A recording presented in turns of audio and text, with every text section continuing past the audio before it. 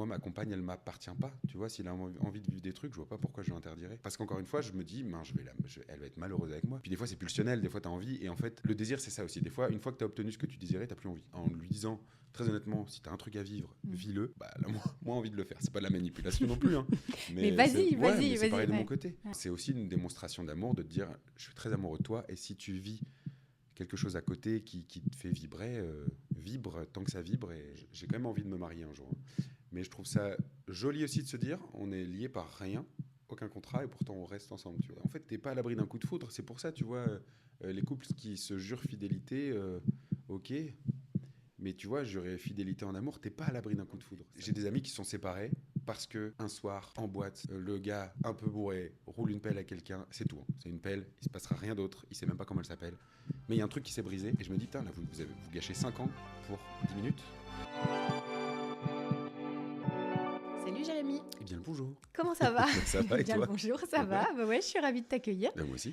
Comment tu vas? En forme? Et Tout très va bien. bien? Ouais, Oui, je me suis adapté au canapé et tout. Tu vois, j'ai fait moumoute. parfait. Et oui. Tu te fonds dans le décor parfaitement. Exactement. Alors, tu sais que je demande toujours à mon invité de commencer par nous dire ce qu'il a choisi, comme Boum Boum. Ouais. Donc, je te laisse nous le dévoiler. C'est un de mes préfs, hein, je te disais juste avant de commencer. Ah ouais, la top liste. Bah, en fait, ce qui fait boum boum pour moi, c'est l'amour en général, quoi. L'amour, ce qui te plaît, ce qui te meut, ce qui fait que tu as envie de. Ce qui te procure de la joie. Donc, ça peut être tous les petits A de tous les petits amours que tu as qui vont former le grand amour. Oui, et le grand amour aussi, l'amour de sa famille, de Ouais. ses enfants, de ta compagne, tout ça, on va en parler. On va commencer par l'amour au sens général, j'aimerais bien avoir ta définition et tout. Mais juste avant, on parle de ton actualité, parce qu'il y a une actu avec une tournée. Ouais. Hein, on le fait ça quand Ouais. on est artiste dans toute la France. Ouais. Et puis de date le 15 et 16 mai à la Cigale à Paris avec ton spectacle L'Enchanteur. Pour commencer à en parler, je te propose l'électrocardiogramme. Je commence une phrase et tu la termines. Oh la vache, ok. Allez, go, t'es prêt? Monter sur scène, c'est un acte d'amour parce que... Parce que c'est donner-recevoir, en fait. J'ai remarqué que sur scène, plus tu donnes, plus le public te renvoie. Et du coup, c'est un peu... Ouais, c'est une grosse bulle d'amour. Et c'est aussi intemporel. C'est-à-dire que les gens ne voient pas souvent le temps passer pendant le spectacle. Et c'est important pour moi que les gens se disent « Waouh, ok, là, on est sorti, ça fait 2 heures. Enfin, tu vois, il y a ce côté, on oublie un peu ce qui se passe autour. Il y a un vrai échange. Ouais. Dans mon spectacle L'Enchanteur, je parle surtout de... Je parle surtout de mon amour de la chanson, en vrai. Les chanteurs m'ont toujours un peu fasciné. Et moi, je suis de fin des années 80, mais j'ai une passion pour les vieux chanteurs, quoi, pour du Jacques Brel ou des conneries comme ça. Je comprends. Ça me touche. Je l'ai appelé comme ça parce que... L'Enchanteur. Bon, pour le jeu de mots, quoi. Jérémy Crédville, enchanteur. Enchanteur, c'est à la fois le jeu de mots de enchanteur et tout ce qui peut enchanter les gens dans la vie. Ce qui m'a le plus touché dans les retours du public, c'est... C'est ce côté, on n'a pas vu le temps passer, vous nous faites du bien. En fait, ce qui me touche, c'est pas forcément... les retours, ça me touche forcément, mais c'est de voir qu'il y a plusieurs générations qui viennent voir le spectacle. C'est-à-dire qu'il y a des parents qui amènent leurs ados et leurs parents. Donc, j'ai des gens de 70 piges, des gens de 40 et des gens de 15 qui rient parfois au même moment. Et ça, c'est ce qui me touche le plus, je pense. Faire rire quelqu'un, pour moi, c'est comme... Faire rire quelqu'un, c'est comme... je sais pas, je vois pas meilleur moyen d'entrer en interaction avec une personne, tu vois, de façon bienveillante que ça. Ça crée un lien, ouais. Une connexion. Et ça se passe forcément bien si tu ris. Enfin, je vois pas. C'est qu'on adhère. Ouais, je pense. L'amour imparfait, c'est souvent. C'est jamais parfait, l'amour. L'amour imparfait, c'est souvent. Point. Tout le temps. Ouais. Et enfin, ce que j'aimerais que les gens retiennent de moi, c'est... C'est que je leur ai fait passer un bon moment et que, genre, des années plus tard, ils peuvent ressortir une anecdote. Même une phrase où, tu sais, ils entendent un truc. Oh, ça me fait penser à... Donc ça laisse une trace quelque part quand tu montes sur scène et que tu écris tes textes, tu fais passer un message. Alors, tu vois, j'écris pas forcément les spectacles en me disant j'ai un message à faire passer. Enfin, moi, je veux vraiment que les gens passent un bon moment. Et tu sais, avant, j'ai remarqué aussi, donc, je parlais des chanteurs des années 80. Dans les humoristes des années 80, ils faisaient un spectacle et il n'y avait pas forcément de fil rouge ou de... Tu sais, on ne disait pas à Muriel Robin, ça parle de quoi votre spectacle ? C'est Muriel Robin sur scène qui enchaîne des sketchs, tu vois. Et j'ai un peu ce côté à l'ancienne où j'aime bien faire aussi, moi, de temps en temps des sketchs. Et au final, on arrive à trouver un fil rouge. Mais c'est pas comme ça que j'aborde l'écriture. C'est pas en me disant j'ai un message à faire passer et c'est comme ça que je vais le délivrer. C'est des moments, en fait. Ouais, c'est un petit puzzle de... Je me dis, tiens, je sais faire ça, je trouve ça marrant. J'ai vécu ça à un moment de ma vie. J'en suis là maintenant, j'ai envie de le raconter. On essaie de faire un peu de... Ce qui te touche, toi, en fait. Ouais. Et ce qui peut toucher les gens qui viennent te voir. Alors, l'amour, justement, on en parle, ça tombe bien. L'amour avec un grand A, on va parler de cette notion d'amour. C'est quoi pour toi aimer? Déjà, ta définition. Allez, on va voir si on a la même. Aimer, en fait, c'est tout con. C'est juste quand la personne rentre dans la pièce, elle est un peu plus lumineuse, tu vois, la pièce. Elle devient plus lumineuse. T'oublies un peu le reste. Tu vois pas le temps passer et c'est... J'aime bien l'imprévu, le côté pas prévu. Ça arrive et tu t'y attends pas. Tu vois, c'est un peu ce côté-là, moi, ce mélange de ça. T'as quelqu'un ou quelque chose qui rayonne, tu t'y attends pas forcément et tu t'y attaches forcément. Donc, ça veut dire que c'est très instinctif. Ouais, ah oui. Non, parce qu'il y en a qui disent, oui, mais aimer, il y a une volonté, c'est quelque chose qu'on peut décider. Donc, finalement, toi, tu le rattaches vraiment à une émotion, à un sentiment. Non, je pense que ça se maintient, tu vois, ça s'entretient, mais je crois pas que ça se décide. Tu peux essayer de l'entretenir pour le faire vivre le plus longtemps possible, mais je suis pas sûr que ça se décide. Tu peux pas dire, tiens, cette personne-là, je vais l'aimer, ou ce truc-là, je suis fait pour ce truc et je vais forcément l'aimer.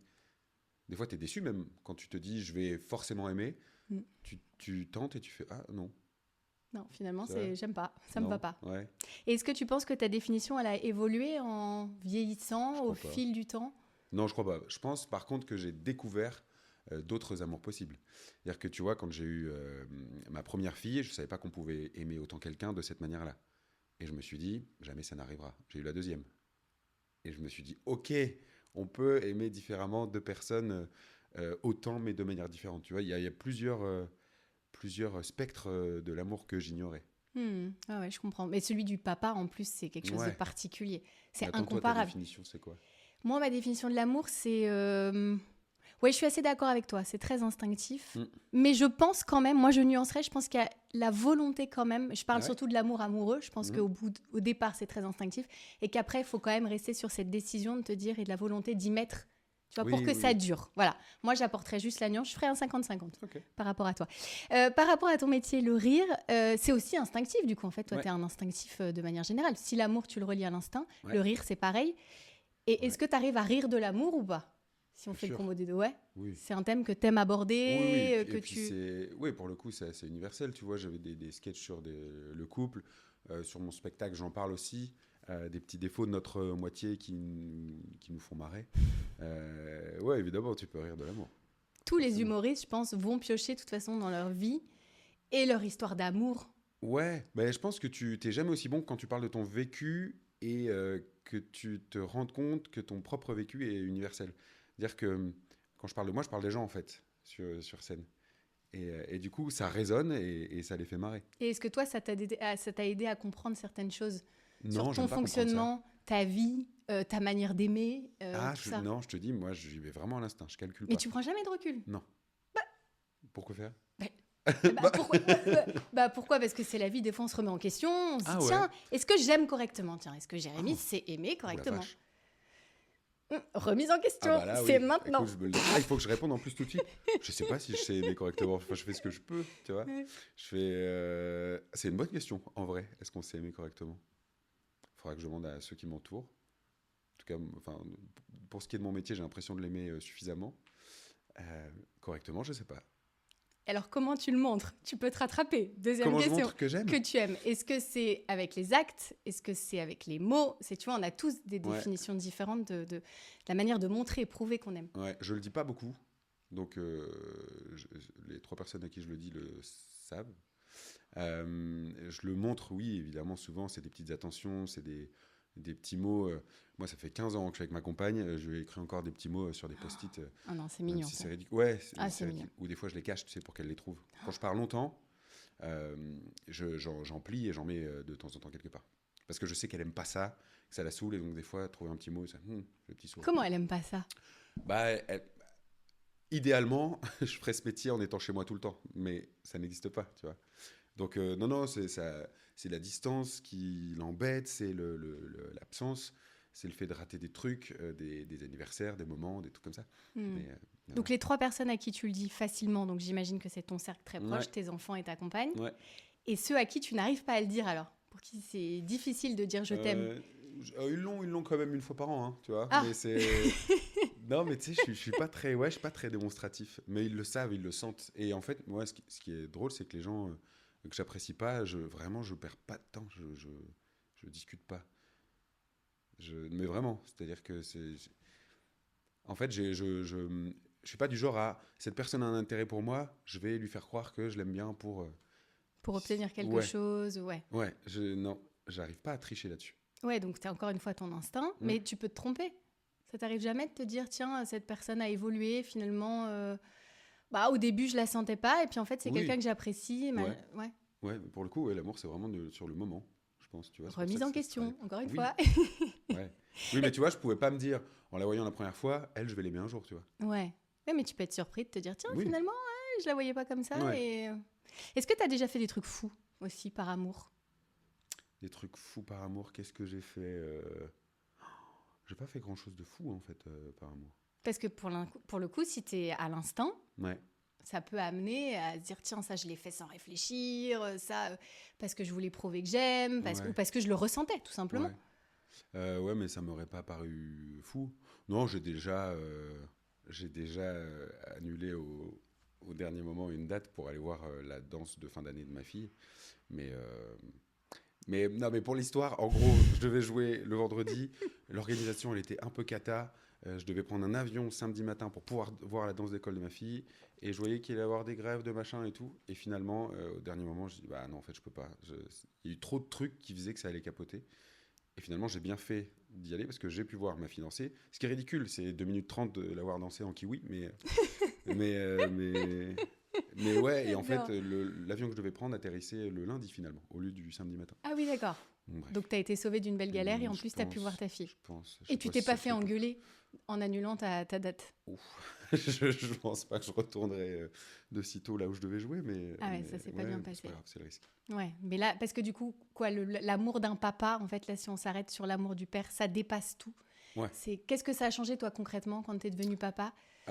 Mes priorités, lors de mes priorités, j'ai vu que l'essentiel était ailleurs, j'ai vu qu'on pouvait aimer autrement, et j'ai vu qu'on pouvait être très très heureux de façon très simple, très bête, et j'ai vu à quel point mon métier me prenait du temps, tu vois, en étant papa. Je me dis mince, les 2 jours que je passe hors du domicile, ça me paraît 2 semaines, et inversement. Par amour, un truc de fou que j'ai fait, j'ai acheté un moulin. Un moulin? Ouais. Quoi, un moulin? Il est réhabilité. Hein, oui, d'accord. Non, mais un moulin pour y vivre. Ouais. Ok. On a visité il y a 6 mois, on a craqué, on devait acheter en bande de potes. La bande de potes voulait un truc plus proche de la mer, etc. Nous, non, mais ok, c'est là où on va faire un truc bien. Ok, et pourquoi tu dis par amour pour le coup? Parce que ça reste une décision d'achat, mais pourquoi tu rajoutes le par amour? C'est qu'il y avait un enjeu. Il y a passé. Ok. Tu vois, là pour le coup, je me suis projeté. Et ouais, pour tout de suite, on s'est senti bien dedans. On a tout de suite aimé le lieu. Et ouais, il y a un truc qui s'allume quand tu passes le portail. Je vois mes filles, ma compagne. C'est plus les mêmes, quoi. Et c'est pour cette bulle-là aussi que je me suis dit, ok, c'est un peu une folie, mais on le fera louer quand on n'y sera pas. Donc, pour essayer de rattraper financièrement, c'est ça, parce que oui. Il y a un sacrifice à faire financier. Faut que je retravaille maintenant. Ça tombe bien parce que tu pars en tournée. Ouais. Donc tu disais les petits gestes du quotidien, il y en a d'autres que tu fais aussi pour montrer que tu es là, que tu es présent par rapport à tes absences, effectivement, comme tu bouges beaucoup de par ton métier. Oui, c'est prendre des Flixbus à 2h du mat parce qu'il n'y a pas de train. Tu vois, c'est des bêtises comme ça, mais pour être là au réveil, je trouve ça important d'être là au petit-déj pour les moments importants. Tu vois, hier soir, j'étais à Paris, j'aurais pu rester à Paris, je suis rentré chez moi pour avoir le petit-déj de ce matin, pour reprendre un train ce matin et être en retard aujourd'hui. Mais non, c'est des petites attentions comme ça. C'est du temps, c'est poser son téléphone, l'oublier, parce que je suis trop dessus, et vivre. Et c'est marrant comme, tu vois, les enfants, moi les miennes, elles ont une capacité de jamais s'ennuyer qui est assez folle. Elles s'en fichent un peu des écrans, elles sont contentes quand elles en ont un, mais elles s'amusent à deux et ça me fascine. Et des fois, tu passes du temps avec et tu te dis, d'accord, là, elles ont juste deux feuilles, un crayon, et elles arrivent à passer 1 heure comme ça, on ne sait plus le faire. Nous. Et elle, est-ce qu'elle te demande la présence? Est-ce que ça vient d'elle? Ouais, c'est ça aussi. Ouais, c'est ça le plus difficile. C'est que, donc moi, pour le coup, comme j'écris des petits mots de temps en temps, ma fille le fait là, c'est écrire. Et quand tu trouves dans tes poches, papa, arrête de travailler, tu fais, je veux pas lire ça maintenant parce que je dois partir 3 jours. Mais ouais. Ça, c'est le plus dur. Et ça te fait quoi? Tu ressens quoi quand tu lis ça? Ça te fait de la peine? Ouais. Tu prends de la distance? Tu te dis quoi? Oui, je me dis, mince, je manque des moments de vie chez moi. Et pour mon métier, c'est pas évident parce que tu te dois d'être heureux. Tu peux pas être malheureux sur scène en étant humoriste, tu vois, ça marche pas. Après, je suis pas clown triste dans la vie, hein, je suis très heureux et tout se passe bien. C'est juste qu'il y a des moments qui sont un peu plus lourds que d'autres, quoi. Ou en fait, t'as un peu de culpabilité, Ouais, quoi. C'est ça bah le ouais. sentiment. Tu sais, tu fais le petit FaceTime avant d'aller jouer, tu rentres quand? En 3 dodo. Oh non, bah si. Oui, j'allais dire, c'est quoi que tu lui réponds du coup? Ouais, t'essayes de lui dire, bah voilà, je reviens vite, c'est Ouais, et normal, puis c'est pour le travail. oui, c'est ça. Et puis j'essaie de m'aménager du temps dans l'année pour passer des semaines avec elles quand elles sont en vacances et quand on peut passer le plus de temps possible. J'arrive à quand même me mettre en off ces moments-là. Et ta compagne, elle prend le relais. Ouais, bah, elle est incroyable. Elle a fait elle est à mi-temps exprès. Là, elle a presque envie d'arrêter le taf. Moi, je la pousse je la pousse pas à arrêter, tu vois, mais je lui dis, ce serait quand même plus simple si tu te mettais à disposition de ton taf quand ils ont vraiment besoin de toi. Et puis voilà, quand toi, tu as besoin d'être posé et tout, euh, garde ce temps pour toi. Je te propose 3 cas concrets. Tu sais, dans cette émission, j'aime bien prendre des choses vraiment de la vie du quotidien, de tous les jours, pour que les gens qui nous écoutent et qui nous regardent puissent s'identifier. Ouais. Et donc là, je t'ai pris des situations qui concernent l'amour de manière générale, avec l'amour du couple, l'amour du papa, on en a un petit peu parlé, et puis l'amour du travail aussi. Donc premier exemple, on commence avec ce cas concret. Tu rentres le soir, t'es fatigué, ta compagne a envie de te parler, de passer un bon moment avec toi. On sait que la communication, c'est la clé du couple pour que ça fonctionne. Comment toi, tu te places par rapport à ça? Est-ce que tu arrives à être disponible émotionnellement? Tu dis, OK, on se pose, on prend un café, je t'écoute, on échange. Parce que ça fait longtemps que tu es avec ta compagne, donc je me dis, c'est quoi? Est-ce que c'est peut-être ça la clé de la réussite de votre couple? Je sais, moi, je pense que la clé de la réussite de notre couple, déjà, c'est de ne pas être tout le temps ensemble. Ah, OK. Moi, je crois que le fait de se retrouver de temps en temps, c'est trop bien. Et je remarque aussi que c'est la première et la dernière personne à qui j'écris par message. Je l'ai tous les jours au téléphone, mais tu sais, on s'en rend pas compte. Et même si c'est pour se dire des banalités, il n'y a pas d'autres personnes que j'ai le plus au téléphone, tu vois. C'est des conneries comme ça. Et pour le coup, oui, j'arrive bien à écouter sous fatigue quand même. Donc, j'aurais pas de... Tu dis pas quand tu rentres, non, écoute, je suis fatiguée, on en parlera demain, non, t'es disponible tout de suite. Ouais. Est-ce que tu crois au grand amour, toi? Tu te dis, on a un amour dans une vie et t'es OK avec cette notion ou pas? Je pense que notre très très grand amour, on le connaît pas. En fait, on doit être 8 milliards sur Terre. C'est quand même très étrange et improbable que notre amour se trouve dans la même ville ou à 100 km à la ronde, tu vois. Donc je pense que pour moi, hein, et c'est pas grave, notre très très très grand amour, on parle pas forcément la même langue, on sait pas qu'on existe. Et c'est le jour où on doit se rencontrer, ça se fait. Mais là, moi, pour l'instant, mon grand amour, il habitait à 200 mètres de chez moi, tant mieux. À 200 mètres de chez toi? Ouais, mais on s'était jamais vu avant. Incroyable. Ouais. Et donc, c'est-à-dire quoi, vous vous rencontrez comment alors du coup? Moi, j'étais directeur d'un centre aéré, donc centre sportif. Il y a un animateur, il se désiste 2 semaines avant le centre aéré. Moi, j'avais une équipe plus masculine que féminine, donc j'ai demandé à mes animatrices si elles avaient une amie qui avait le BAFA, qui pouvait intégrer le centre là dans 2 semaines. Il me fallait quelqu'un de disponible dans 2 semaines, pour 2 semaines. Et c'est Margot qui est arrivée. Et mon adjoint a fait belle recrue, je dis je ne la connais pas. Et non, il s'est avéré qu'on habitait à 200 mètres l'un de l'autre. Incroyable. Et comment t'as su que c'était la bonne alors? Alors pour le coup, quand elle est rentrée dans la salle, c'était pas un coup de foudre, mais presque. Enfin, je sais pas comment le définir, mais il y a eu un truc. Elle a une sorte d'aura autour d'elle qui m'a fait un peu flancher. Et je crois que j'ai su que c'était la bonne parce que j'avais jamais écrit de petits mots à quelqu'un en partant le matin. Et je l'ai fait instinctivement. Je pense que ça devait être ça. Joli.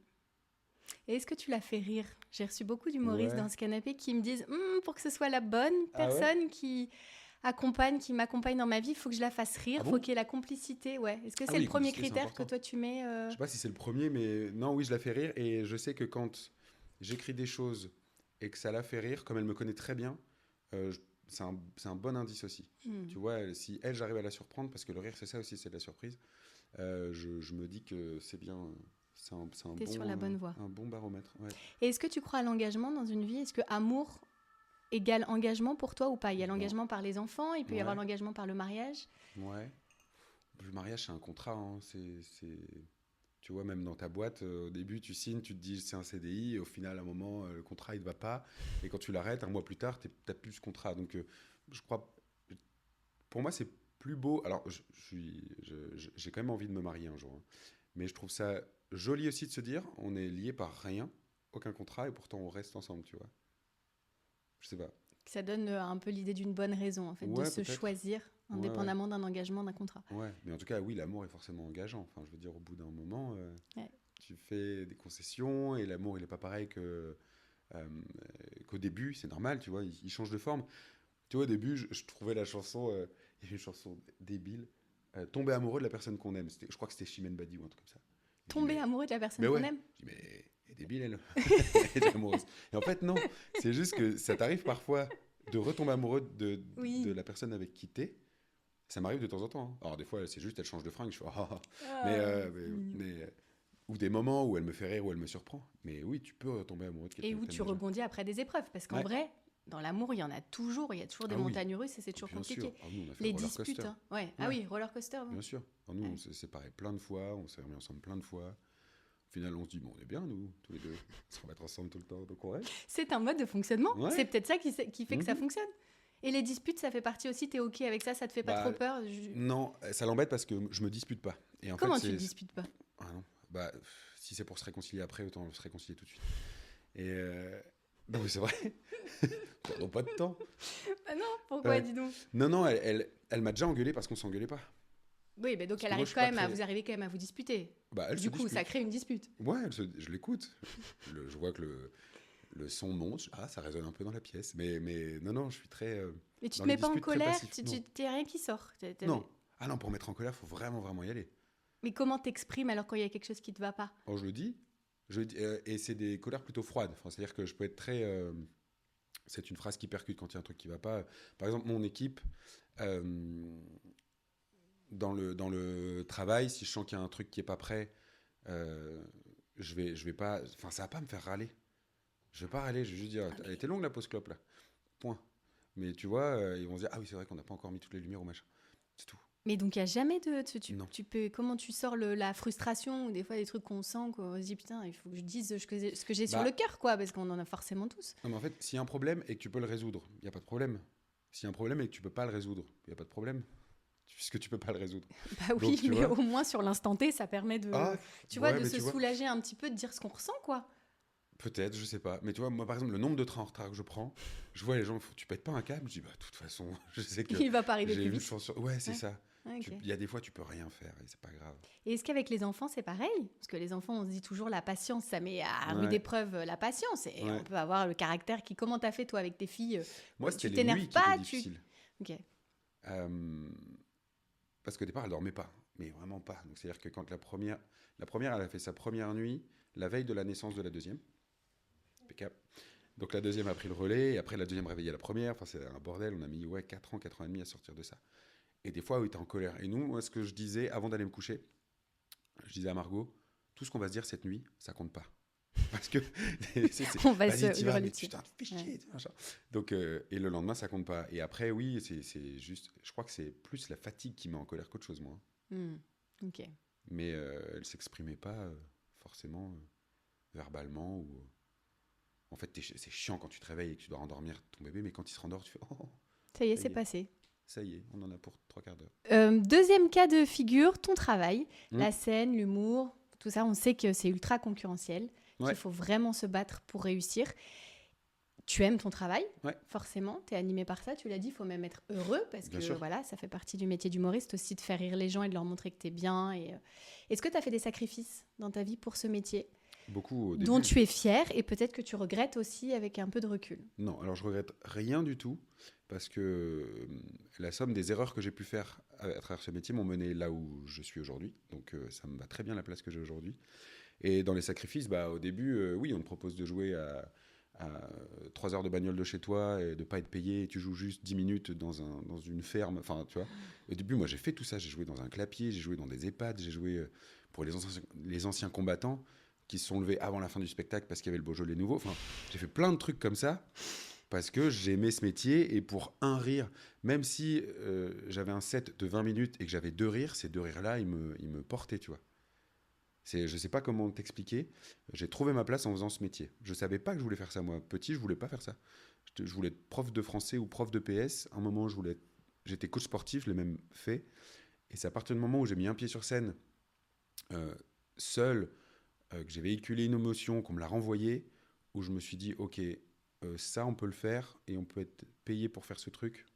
Je fonce. Et comment t'es arrivé à mettre ce pied sur scène ? Qu'est-ce qui a fait que d'un coup, tu t'es lancé et que tu t'es dit, ok, go, j'y vais, je tente ? En fait, c'est à chaque fois des hasards. Moi, j'ai démarré par l'impro sur scène. C'est ma meilleure amie à 17 ans. On n'allait plus être dans le même lycée ou la même fac, je ne sais plus quoi.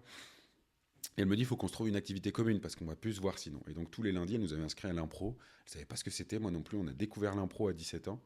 Le prof d'impro, il nous avait eu au téléphone. Il fait, mais vous savez que, bon, j'accepte, hein, vous avez 17 ans, mais le deuxième plus jeune, il a 35 ans. Après, ils ont lâché. Ok, on était les petits jeunes de la troupe et ça se passait trop bien.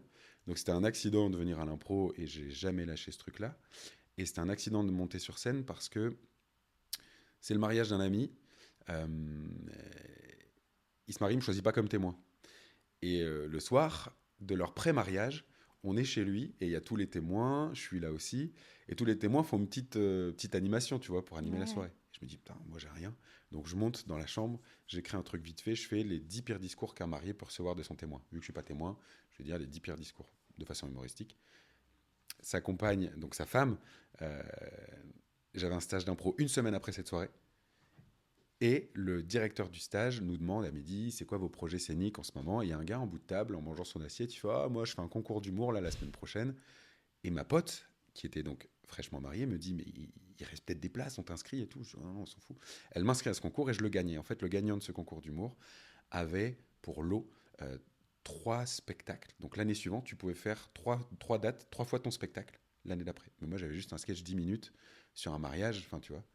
Et donc j'ai écrit ce spectacle pour l'année suivante.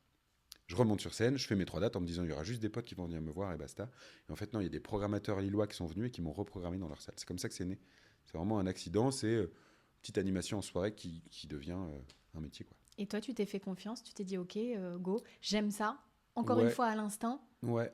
Et j'ai pas peur de me dire ok, c'est quand même un métier compliqué, il y a de la concurrence, il faut se démarquer, quoi. Tu sais, t'as su tout de suite te faire confiance pour te dire ok, je trouverai. Je sais pas. En fait, je parlais d'Aura tout à l'heure quand Margot est entrée dans la pièce, je l'ai vue pour la première fois. Je pense que sur scène, j'avais ce truc-là aussi. En impro, on m'avait déjà dit, quand vous rentrez sur scène, on voit que vous. Et c'est pas ce que je cherche. Tu vois, par exemple, dans les émissions que je fais humoristiques où il y a beaucoup d'humoristes, je vais pas forcément essayer de me mettre en avant. Moi, j'aime bien être un petit peu en retrait, lâcher la petite punchline de temps en temps qui va bien. C'est un peu mon truc à moi. Et pourtant, j'ai quand même des gens qui me disent dès que vous êtes sur un plateau, il se passe un truc. Et je pense que moi, sur scène, je suis clairement à ma place.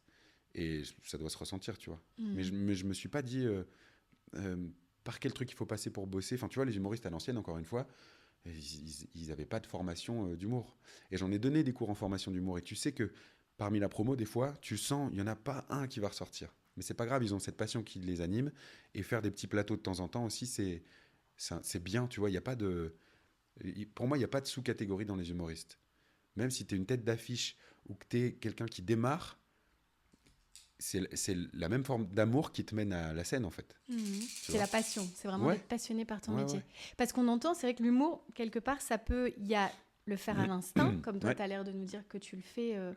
Et puis ceux qui fabriquent ça. Parce que moi, j'ai déjà entendu, finalement, faire rire, on peut y arriver en écrivant des vannes de telle manière. On suit un tel process, une telle logique, et on va déclencher du rire. Toi, finalement, tu n'es pas du tout de cette école-là, et c'est quelque chose avec lequel tu prends un peu de distance. Ouais. Non, mais c'est marrant, l'écriture, de te dire, là, les gens vont rire. Oui, mais c'est ça. Il y a des humoristes qui l'assument et qui disent, bah voilà, je sais que telle manière, tac, on construit la vanne comme ça, bam, bam, bam, hop, résultat, le rire va être là. Tac, tac, tac, hop, le rire. Ouais. Alors c'est marrant d'avoir une recette. Ouais. Moi, toi, en fait, t'as jamais travaillé comme ça. Non. Non, et j'ai jamais aussi... j'arrive pas à me dire, de telle heure à telle heure, je vais travailler le spectacle, tu vois. Ça marche pas comme ça. Pareil, je le répète pas. Moi, les premières de spectacle, mes premières de rodage, les gens découvrent en même temps que moi. C'est-à-dire que, mais c'est vrai, hein, je l'ai un peu en tête, j'ai brodé des trucs, j'ai fait un cadre, une sorte de canevas, et je me dis, ok, on y va. Et après, voilà, ça se construit, et au fur et à mesure des rodages, il y a des séances d'écriture qui se mettent en place, mais au départ, j'y vais vraiment à l'instant. Ouais, saut dans le vide. pour sentir l'amour de ton public aussi, si on revient sur la notion d'amour. Ouais. Pareil, les humoristes disent souvent hey, je monte sur scène parce que j'ai quelque chose à aller chercher, à régler. Est-ce que c'est ton cas ou là non plus? T'as pas pris de recul sur la situation en disant est-ce que Non, mais je me dis, j'ai pas eu d'enfance malheureuse. Mes parents me laissé faire à peu près ce que je voulais. Dans la famille, j'étais un peu l'ovni parce que pendant longtemps, j'étais dans le milieu du sport et on est beaucoup dans la famille. C'est-à-dire que mon père, ils étaient 6 frères et sœurs, ma mère 9. Ils ont eu chacun 3, 4 gamins. Enfin, tu vois, on était beaucoup dans la cousinade. C'est ça. Et non, moi j'étais parti dans le sport, il n'y avait personne qui était dans le sport dans la famille. Et le jour où j'ai découvert l'impro et le théâtre, pareil, j'étais un peu l'ovni du truc. Mais je voyais qu'il y avait beaucoup sur scène de trauma d'enfance, tu vois, des humoristes qui étaient là, mon père il mettait des tartes ou des machins. Et non, moi j'ai pas eu j'ai pas eu ça. Ouais. Et je me suis pas, et j'ai pas de vide à combler, tu vois. J'ai pas besoin de reconnaissance non. Et tu vois, pareil, chez moi, j'ai tout l'amour qu'il me faut. Hein. Je rentre chez moi, j'ai ma compagne, mes 2 filles. C'est bon, hein, je peux rester 10 ans à la maison avec plein d'amour. Donc, je recherche pas ça. Je suis content de l'avoir. Mais, et les parents aussi, est-ce qu'il y a quelque chose par rapport au métier ou je sais pas? Ils ont eu peur, moi, au début. Ouais. Ils ont flippé parce que j'étais installé, j'étais coach, je gagnais plutôt bien ma vie. Et je vais être intermittent. Donc, tu vois, intermittent, ils me voyaient jongler un feu rouge, quoi. Mais ouais, ils ont eu peur au début. Je me rappelle, ils achetaient des places. Je jouais dans une petite salle qui s'appelle le Biplan à Lille. Et vraiment, c'est 60 places. Hein. Et à chaque fois, ils prenaient des places pour 30 personnes. Donc au final, je connaissais la moitié de ma salle. Et un jour, donc, comme ils avaient déjà invité tout le monde, les gens venaient plus. C'est normal, tu vois, ils l'ont vu le spectacle. Pendant 3 mois, je joue au même endroit. Et je me rappelle de la date où donc, la salle était complète. Il y avait 60 personnes. Il n'y avait que mes parents que je connaissais. Et eux, donc, ça faisait 9 fois qu'ils voyaient le spectacle. Parce que toutes les semaines, je jouais le... Ouais, et puis j'étais toujours content. Et à la 10e date, il n'y avait personne que je connaissais dans la salle. Parce que mes parents se sont dit, bon, bah, là c'est bon, on a fait le taf. Ça y est, on ne sait plus à qui nous proposer. Cette date-là m'a touché. La date qui m'a touché aussi, c'était l'Olympia. Parce que au salut, dans les contres, je vois mon père avec son téléphone qui me filme. Comme quand on était petit, qu'on faisait la danse de fin d'année d'école. Quoi. Et là, c'est fort, quoi, émotionnellement. Ouais. Parce qu'il ne montre pas grand-chose, mon père, mais le fait de le voir avec son téléphone tout fier, là, ça fait quelque chose quand même. Là encore, même quand on en parle, je le vois. Ouais. Bien joué. Donc, ça veut quand même dire qu'il y a quelque chose à l'intérieur de soi par rapport aux parents, et là, en l'occurrence, à ton papa. Je sais pas. Une fierté, et c'est normal, c'est naturel, c'est beau. Ouais. Regarde ce qu'on vit, quoi. Ouais. Regarde l'amour et regarde ce qu'on vit ensemble. Ouais. Mon père, la première fois que j'ai vu pleurer, et la première fois qu'il m'a serré dans ses bras, c'est quand j'ai montré la photo de l'écho de ma première fille. Je l'avais jamais vu pleurer avant. Et tu vois, ça fait quelque chose, hein, tu vois, ces petites doses d'amour qui sont distribuées comme ça. Toi aussi, évidemment, quand tu as vu la première fois la première échographie, j'imagine. Ouais. C'est que chialade. C'est un haricot, hein. C'est un truc, c'est nul. J'avais montré aussi à Émilie Delettré, qui est une comédienne du Nord, qui m'a fait faire mes premiers festivals d'humour. Elle qui était déjà maman, donc elle savait ce que c'était. Et j'ai jamais vu quelqu'un tomber en larmes comme ça, elle était debout. Et je dis, regarde, j'ai une photo à te montrer. Et donc c'était la photo de la première écho. Que de la joie, que du bonheur. Et l'accouchement aussi, pareil, comment ça s'est passé quand tu as tenu la première ou la deuxième, hein, mais voilà. Là, c'est marrant parce que là, elles ont 7 et 5 ans, donc il y a beaucoup de moments qu'on a vécu, mais ces 2 moments-là, les 2 accouchements, ça reste très, très ancré, très gravé. Non, on a dit la même chose la première dès qu'elle est née. Oh, elle est trop belle. C'est vraiment, on l'a dit en même temps. Elle a une petite fossette, donc quand elle pleurait, elle a toujours cette petite fossette, ma grande. Et la première fois que tu l'as sur toi, elle se pose, elle dit rien, elle te regarde. Elle m'avait beaucoup entendu parce qu'on a fait de l'autonomie, donc tu discutes avec ton enfant avant la naissance. Je m'amusais, tu sais, c'est des petits poissons dans un bocal. Et quand ma compagne avait mal au dos, j'ai dit, attends, hop, on va la mettre là. Bim. Et hop, elle venait. J'ai un lien hyper fort avec la première parce que l'autonomie a vraiment marché sur elle. Et du coup, on se ressemble vachement dans nos attitudes. On n'est pas très expansif, on regarde les gens, on est plutôt calme. La deuxième, c'est une fusée, c'est une tornade, elle a envie de faire rire les gens, elle veut faire comme moi plus tard. Elle a 5 ans, et je la pousse pas. Hein. Je dis pas, il faut que tu fasses ce métier-là, c'est moi plus tard, je veux faire des blagues. Écoute, ma fille, là, t'es bien partie. Mais les 2 accouchements, autant la première, elle a mis le temps, parce que ma compagne a perdu les os à 5h du mat le lundi, et ma grande est arrivée à midi le mercredi. Quoi. Ouh là là. Ouais, je suis préparé. Ah oui. Non, la deuxième, c'est l'inverse. En 2 heures, c'était plié. Oui, pareil qu'en plus, deuxième, ça va beaucoup plus vite. Le corps est déjà préparé, il connaît déjà C'est déjà passé. Mais ouais, elle a perdu les os, j'étais au petit-déj, j'ai dit non, mais là, je crois qu'il faut y aller. Ah, bah, on faut y aller. Allez, on est parti. En tout cas, l'amour inconditionnel. Quand on parle d'amour, voilà, l'amour des enfants et de ce que tu as ressenti. Amour inconditionnel immédiatement.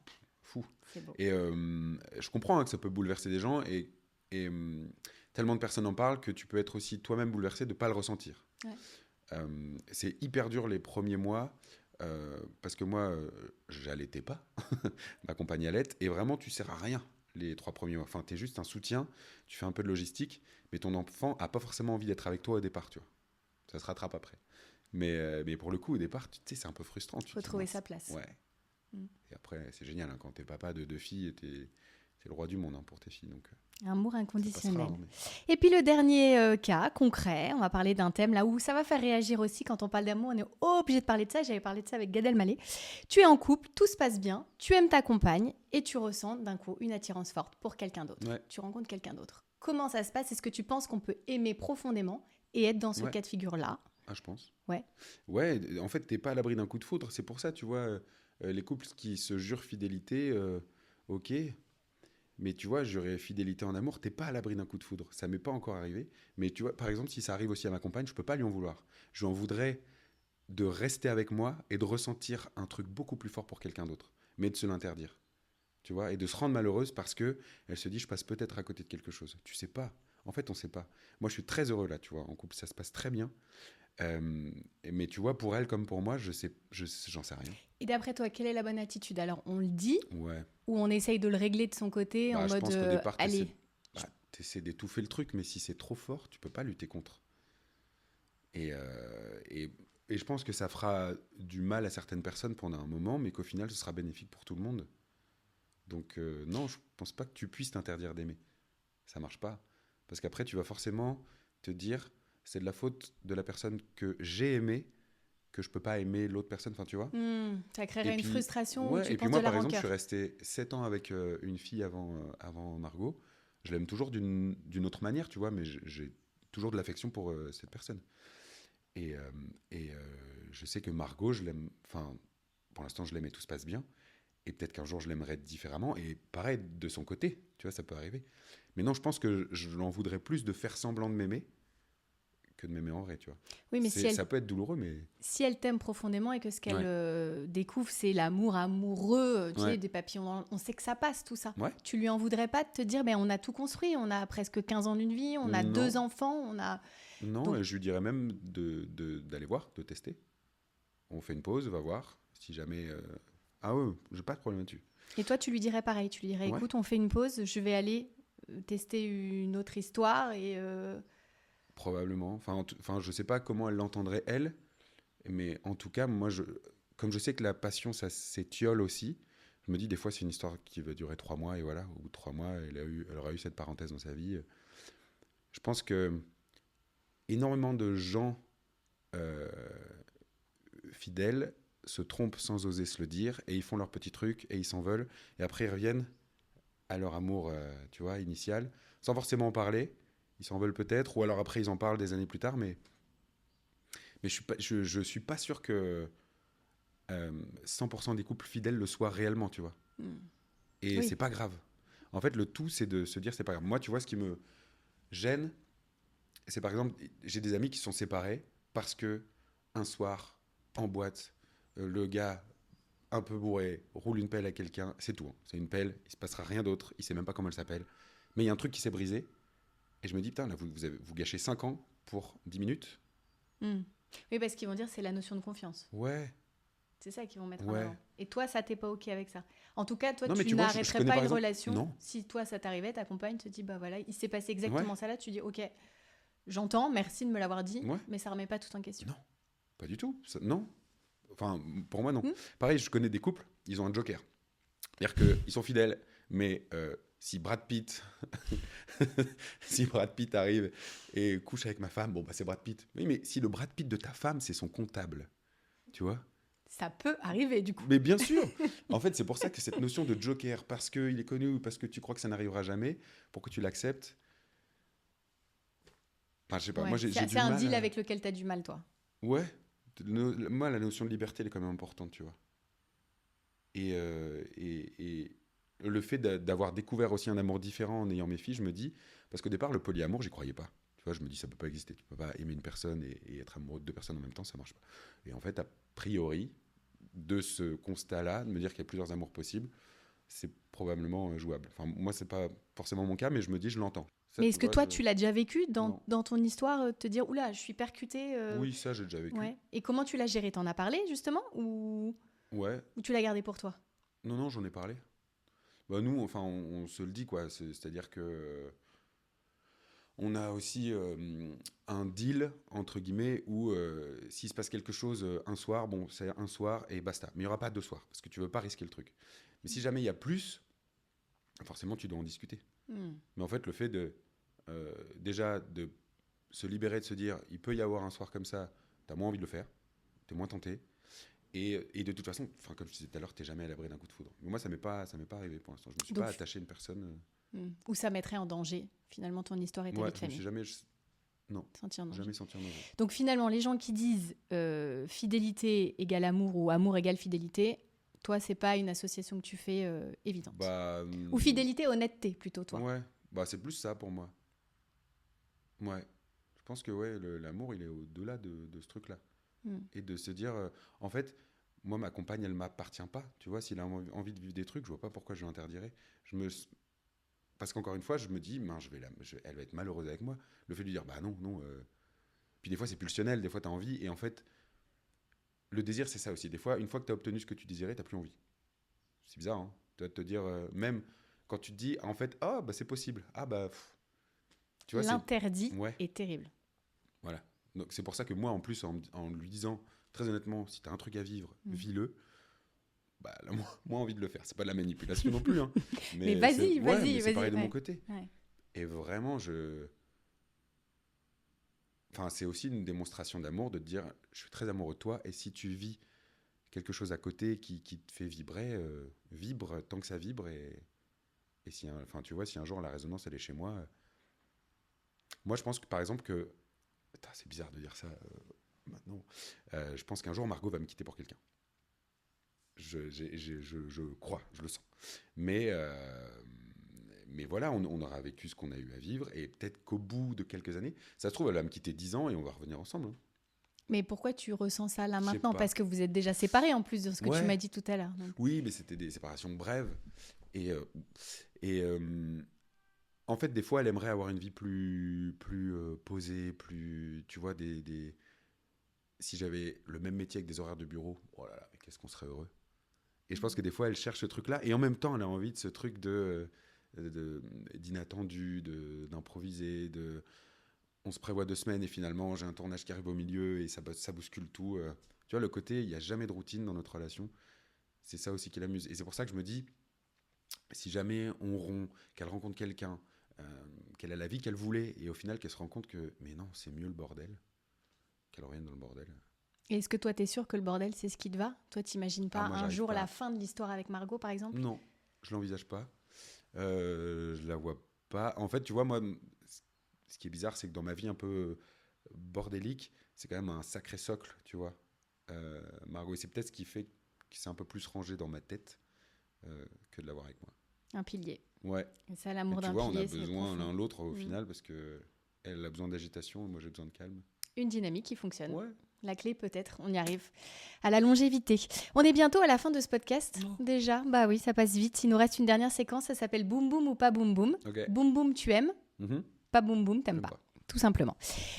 Mon premier Boum Boum, tu vas comprendre pourquoi je te le dis. Je vais te dire Boum Boum ou pas Boum Boum, Johnny Hallyday. Boum Boum en fait. Ouais. Non, et pourquoi je te parle de lui? Parce que déjà, il y a une petite ressemblance, c'est parce qu'il y avait des projets, parce que voilà. Ouais, en fait, au début, pas Boum Boum, Johnny, parce que je me disais quand même, beauf, machin, les chaînes, les motos. Et en fait, ce qui est dingue, c'est qu'à sa mort, il y a eu une hype quand même autour de Johnny. On a respecté C'était quand même une légende vivante qu'on avait, quoi. Il remplissait des stades. Il y avait un amour inconditionnel pour son public. C'est-à-dire que son producteur était Johnny, ça coûte cher. On fout, on le fait. Il n'y a pas de limite. Non. Et putain, il a une vie assez incroyable. Il donnait tout pour ses fans. Il les respectait beaucoup. Parce que je connais quelques artistes qui font mon public, c'est des beaufs, machin. Lui, il n'a rien à foutre. Il était vraiment. Et puis l'amour de la scène et ce besoin de. Il était vraiment vivant sur scène, quoi. Et ouais, il y a eu un respect qui s'est installé pour lui après sa mort, je trouve. Et ouais, du coup, j'ai appris à l'aimer. J'étais pas forcément raccord avec toutes ces chansons, machin, parce que c'était très populaire. Mais en fait, quand tu regardes tous ceux qui se sont associés à lui, tout le monde avait envie de bosser avec lui au final. Ah ouais, je pense Et qu'il y quand a il y un a eu le truc. film qui est sorti, moi, ça faisait des années qu'on me disait, ah, tu ressembles Ah vraiment à oui, il y a Johnny eu des Jeune, projets. machin. Bah ouais, il était question que tu sois sur des projets. Ouais. Projets qui ne sont jamais faits. Et là, pour le coup, le projet qui va aller au bout, c'était Raphaël Quenard qui avait été choisi. Et finalement, t'as vu que non. J'ai vu que non. J'ai eu énormément de coups de fil de mes proches, mais pas, mais pas du réalisateur du film ou du producteur. Non, ce ne sera pas moi. Je pense qu'il n'y aura pas de biopic avec Johnny, finalement. Tant pis, j'ai fait le deuil de ça. Mais regret, quoi. Ouais. En fait, regret parce que je n'ai pas passé le casting. En fait, j'aurais aimé passer le casting pour qu'ils voient. Et je pense que un projet comme ça, tu t'y mets pleinement. Enfin, c'est-à-dire que tu lâches tout. C'est 2 ans de ta vie où tu travailles vraiment pour rendre ça le plus juste possible, tu vois. Et ça, j'aurais été capable de le faire. Et j'aurais aimé le faire aussi. Mais tu vois, le fait de ne pas avoir passé le casting, c'est ça qui m'a le plus frustré. Ouais, je comprends. Bah oui, parce que t'as pas montré ce que t'étais capable et puis aller au bout de l'expérience aussi pour et toi. au moins, voilà, t'es casté, on fait balance, ça va pas le faire, et bon, tu sais. Mais là, il n'y a pas de casting, tu vois des noms passer, tu fais, oh, putain, les gars, j'existe. Et toi, t'as pas manifesté ton envie les gens l'ont fait pour moi. C'est ça qui était génial, c'est-à-dire que quand il y a eu le poste de futur projet de biopic avec Johnny, j'ai été tagué plein de fois. Quand Quenard a été annoncé, j'ai eu plein de fois, alors que Jérémy Crédville existe, Quenard a décidé d'arrêter. J'ai eu pareil, tu regardes dans toutes les... Vraiment, il n'y en a pas une où le projet de Johnny est mentionné, où il n'y a pas mon nom en dessous. Et je ne vais pas chercher ça, tu vois. Donc je trouve ça bien aussi, et je pense pas que... le producteur, le réal, ils sont pas cons, je pense qu'ils ont entendu, aussi bien sûr. entendu. Mais je pense qu'ils veulent bousculer un peu les codes et pas de le faire à quelqu'un d'attendu. Et j'ai presque envie, moi, de faire un court-métrage, vraiment grimé en Johnny, et juste l'appeler Ce sera pas moi. Tu vois, vraiment, les gens... Parce que là, t'as envie de provoquer un peu, quoi. C'était évident, là, t'es un peu à la provoque. Mais juste, voilà, tu vois, 45 secondes, un zoom, où tu vois, je suis grimé en Johnny, ça sera boum boum. C'est pas moi. Ouais. Ça, c'est sûr. Les déjeuners de famille, boum boum ou pas boum boum? Est-ce que t'as encore le temps, ça? Qu'est-ce que t'entends par famille? Ah bah, tu sais, je sais pas, ou les cousinades, ou le fait d'être vraiment rattaché à ta famille. Pas boum boum? Non, moi, boum boum, c'est le cercle restreint. Ok. Pas boum boum quand on est plus de 6 autour de la table. D'accord, ok. Moi, tu vois, la famille, j'ai énormément de cousins, et des fois, c'est un peu étouffant, tu vois, le côté grande tablée, etc. Mais à 4, c'est plus que boum boum. Petit comité, mais pas trop grand. Faire du sport, boum boum ou pas boum boum? Boum boum. Hein. Ouais, ça va, t'as le temps encore. Tu gardes des plages. En fait, le temps, tu le trouves. C'est-à-dire que, regarde le temps que tu passes sur ton téléphone, t'enlèves un tiers de ce temps-là, tu fais du sport à la place. Donc important dans ton hygiène de vie. Ah bah ouais, non mais regardez, dans le temps que vous passez sur vos téléphones, vous pouvez le faire. Donc tu regardes tant d'écran et tu fais, est-ce que j'ai vraiment besoin de ces 6 heures par jour? Addict au réseau et tout, c'est chiant. Et finalement, le temps de sport, c'est un temps où justement tu poses ton écran et tu te rends pas compte. Et tu te fais du bien. Et moi, le sport, je le fais surtout pour pouvoir profiter de mes petits-enfants plus tard, tu vois. Je veux pas être un grand-père fatigué. Garder la forme, t'entretenir. La concurrence, boum boum ou pas boum boum? Tu fais attention un petit peu à tout ce qu'il y a, les autres humoristes, tout ce qu'ils font sur la place de Paris en tournée? Non. Je suis pas souvent à Paris. J'adore ce métier et vraiment, il y a de la place pour tout le monde. Ça veut dire que moi, par exemple, en tournée, je vais venir une fois tous les 3 ans dans les villes. C'est bien qu'il y ait d'autres humoristes le reste de l'année, tu vois. Et en fait, c'est pas parce que quelqu'un va apprécier un humoriste qu'il va pas t'aimer toi. Tu vois, moi, j'ai tendance à dire que nous, les humoristes, on est des sortes de restaurateurs. On fait notre cuisine et notre public, c'est un public qui a envie de manger, qui va se faire un resto ce soir-là. Il passe dans la rue, il y a tous les restos. Et des fois, tu as plus envie de manger italien. Des fois, tu as plus envie d'un grec. Des fois, tu as envie d'un truc simple. Des fois, tu as envie d'un truc travaillé. Et en fait, nous, voilà, on fait notre cuisine pour des gens qui ont faim.